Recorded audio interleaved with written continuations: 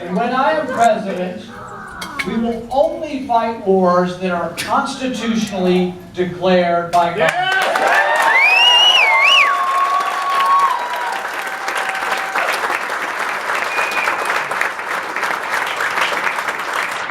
When I am president, we will only fight war to defend America, not for regime change and not for nation building.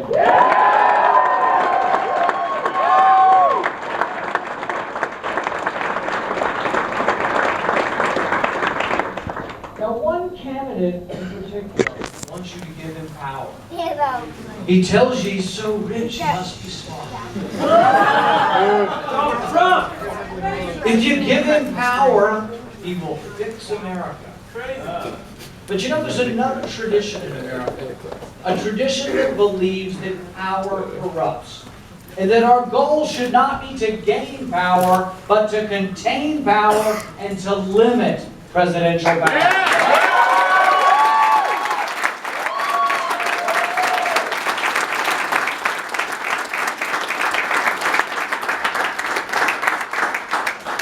Our founding fathers feared centralization of power. As Madison wrote, where an excess of power prevails, no man is safe in his opinions, his person, or his possessions. Our founders wrote the Constitution to restrain the accumulation of power by government. Trump is ignorant of this tradition. And in many cases, he is overtly opposed to the limited government philosophy. He believes that the government has the right to seize your property and give it to a rich crony through eminent domain. This is abhorrent to anyone who champions the rights of the individual. He supported the government bailing out the big banks. He's used the government to get rich and bully his competition, and now he asks you to give him power. This race should not be about which candidate, or this race should be about which candidate will protect you from an overbearing government, not about which candidate will grab the ring of power. Electing Gollum should not be our objective.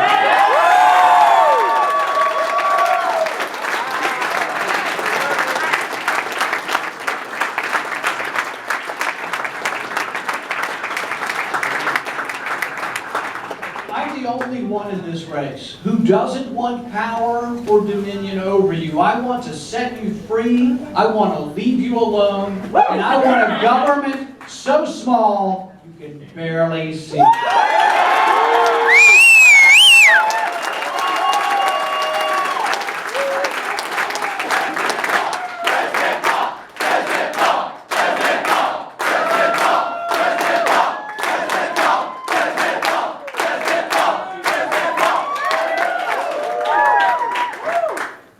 For several years now, as you know, I've been fighting against indefinite detention.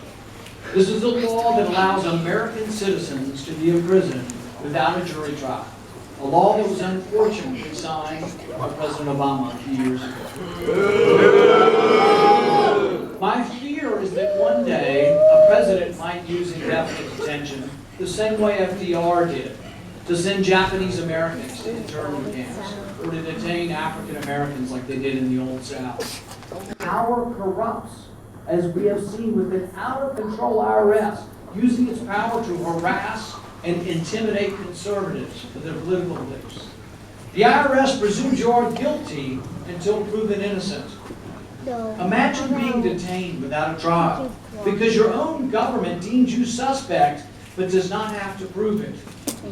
When I think of the terrible possibilities of indefinite detention, I'm reminded of a scene from To Kill a Mockingbird, when Atticus stares down the vigilante mob that has come to lynch Tom Robertson.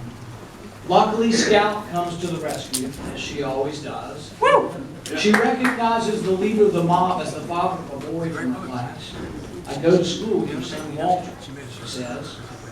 He's in my grade and he does right well. I beat him up once. He was real nice about it. Tell him hey for me, won't you? The little girl broke the angry mood of the mob by personalizing it.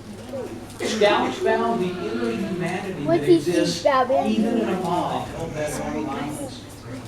When there is a mob intent on indiscriminate government searches, when there is a mob intent on detention without trial, then someone must stand and shout down that mob.